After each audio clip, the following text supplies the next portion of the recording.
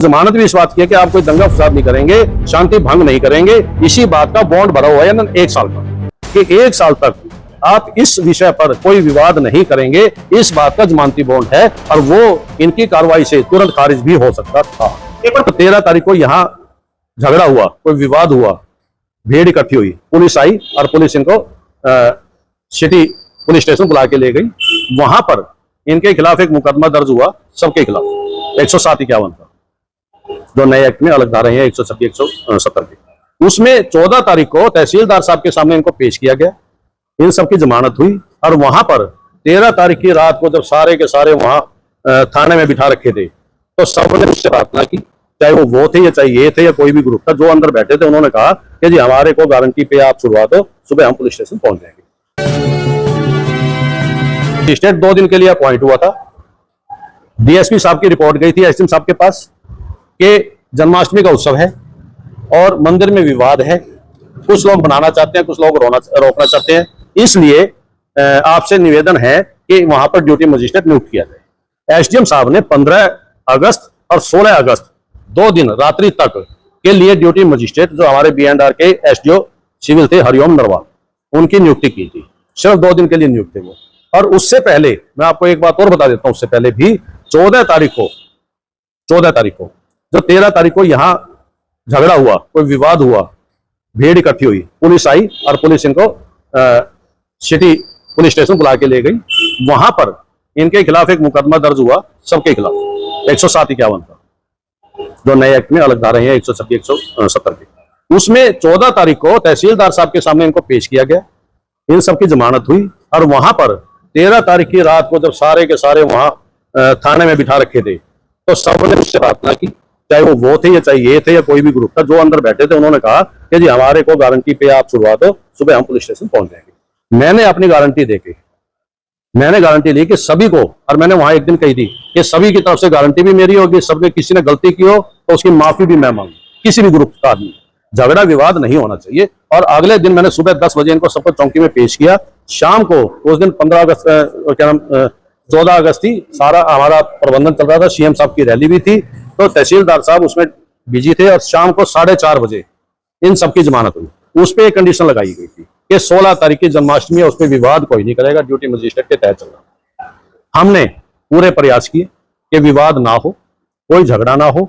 और 15 तारीख को भी कीर्तन हुआ यहाँ पे, 16 तारीख को भी कीर्तन हुआ। कीर्तन औरतें हमेशा करती आई हैं, जन्माष्टमी पे करती आई हैं, नवरात्रों में करती आई हैं, घरों में करती हैं, ऊपर करती हैं, नीचे करती हैं, मंडली बना के करती हैं, ठीक है, वो हुआ। लेकिन उसके बाद का आप कोई भी वीडियो देखिए, जो दूसरे ग्रुप के आदमी थे वो थोड़ा बैक में थे, किसी के बैक में आकर किसी को उकसाकर दंगा फसाद विवाद करवाना भी अपराध की श्रेणी में है। चाहे मैं किसी को उकसा रहा हूं तो उसका दंडनीय मैं भी।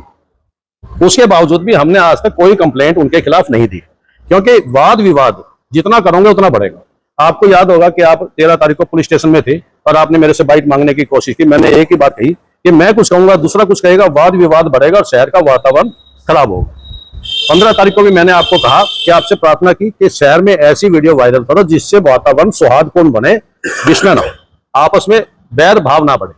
मेरा आपसे आज भी यही कहना है। और मैं बहुत सी संक्षिप्त शब्दों में अपना बयान दे रहा हूं, मैं किसी के खिलाफ नाम नहीं ले रहा, किसी के खिलाफ मैं कार्रवाई नहीं कर रहा। मैंने आज तक भी 16 अगस्त की कार्रवाई का कोई कंप्लेंट फाइल नहीं, जबकि ड्यूटी मजिस्ट्रेट ने रिपोर्ट दी हुई है। एसडीएम साहब ने मुझे बुलाया क्योंकि मैं इनका वकील हूं, तो कहने लगा आपकी तरफ से कोई शिकायत। मैंने कहा नहीं, हम नहीं करेंगे, जबकि इनकी जमानत सबकी खारिज हो सकती है। जमानत तो जो 14 तारीख को हुई वो भी इलीगल थी, क्योंकि ये पहले से भी जमानत थी। और वो जमानत भी इस बात की है कि आप कोई दंगा फसाद नहीं करेंगे, शांति भंग नहीं करेंगे। इसी बात का बॉन्ड भरा हुआ है ना 1 साल का, कि 1 साल तक आप इस विषय पर कोई विवाद नहीं करेंगे। इस बात का जमानती बॉन्ड है और वो इनकी कार्रवाई से तुरंत खारिज भी हो सकता था। खासकर इसी दिन मैंने आपको पढ़ के यही बताया कि सोसाइटी रजिस्ट्रार ने, state registrar of societies Chandigarh Haryana सरकार ने यह आदेश पारित किया है कि दुर्गा सेवा समिति, इसके बारे में थोड़ा सा एक लाइन और बता देता हूं, इसके ऊपर क्या लिखा है। स्थापित कानून सेटल्ड लॉ क्या कहता है? सेटल्ड लॉ कहता है कि धोखाधड़ी सभी गंभीर कार्यों को दूषित बना देती है, इसलिए मिथ्या बयानी, छिपाव और जाली दस्तावेजों के आधार पर प्राप्त कोई भी पंजीकरण आरंभ से ही अमान्य है।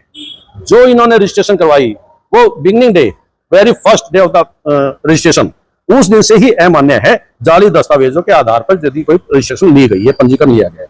अतः श्री दुर्गा सेवा समिति नरवाना का पंजीकरण अमान्य है।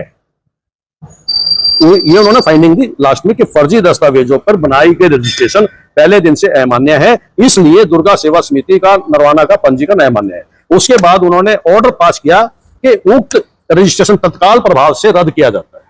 समिति पंजीकरण समिति के रूप में अस्तित्व में नहीं है और इसका नाम जो एक रजिस्टर होता है सबका, जैसे बर्थ रजिस्टर होता है, डेथ रजिस्टर होता है, ऐसे ही रजिस्ट्रेशन का एक रजिस्टर होता है, उस रजिस्टर से भी इनका नाम हटा दिया। तो सर आपने अभी ये बोला कि उनका जो समिति रद्द कर दी गई है, तो क्या प्रशासन को भी आदेश दिया कोर्ट ने कि आप जाकर जो दूसरा पक्ष है जिनकी आपने जो एप्लीकेशन लगाई थी उनके समर्थन में या उनके साथ में जो, ऐसा किसी का अधिकार नहीं है।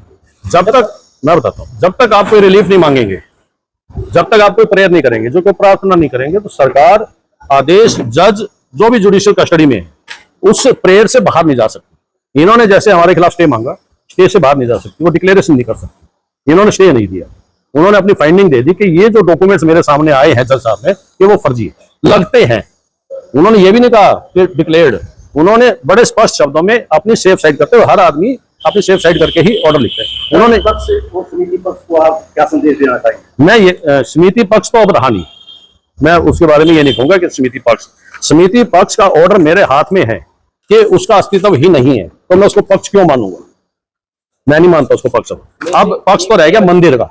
मंदिर का प्रबंधन कौन करेगा? आपका सवाल ये हो सकता है। अभी ये है कि ये मंदिर 1975 से 80 से 90 से 2000 से या 2010 से जो भी मेरे नॉलेज में है वो स्वामी मुक्तानंद जी महाराज के सानिध्य में, उनके मार्गदर्शन में इसका प्रबंधन होता है। और मेरा आज भी ये कहना है कि कोई लड़े मरे या कुछ भी करे, सिर्फ और सिर्फ हम जो भक्त बैठे हैं, ये सब, इन सब का ये मानना है कि हम सिर्फ और सिर्फ स्वामी मुक्तानंद जी महाराज का जो आदेश होगा वो हमारे लिए सर्वप्रिय है। अपनी एक एंटाइटी है, इनकी अपनी एक रजिस्ट्रेशन है। दुर्गा जागरण मंडल भी एक सेल्फ एंटाइटी में सोसाइटी रजिस्ट्रार से रजिस्टर्ड है। उसका अपना बैंक अकाउंट हो सकता है, उसके अपने डॉक्यूमेंट्स हो सकते हैं, उसका अपना मेमोरेंडम एसोसिएशन हो सकता है, उसके अपने एम्स ऑब्जेक्ट हो सकते हैं, उसका अपना बाइलॉज हो सकता है। हमें हमसे कोई मतलब नहीं। बांके बिहारी वो भी एक रजिस्टर्ड सोसाइटी हो सकती है, मुझे नहीं पता है, ये वो भी एक अलग एंटाइटी है।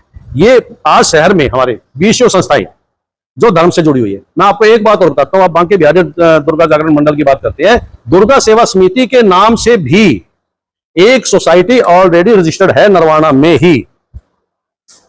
उसका नंबर है 1161, साल है उसका 2017, एड्रेस है उसका 216/10 पटेल नगर नरवाना। जब एक ही नाम से दो सोसाइटी है तो वो सोसाइटी भी क्लेम करने की दुर्गा मंदिर तो मेरा है।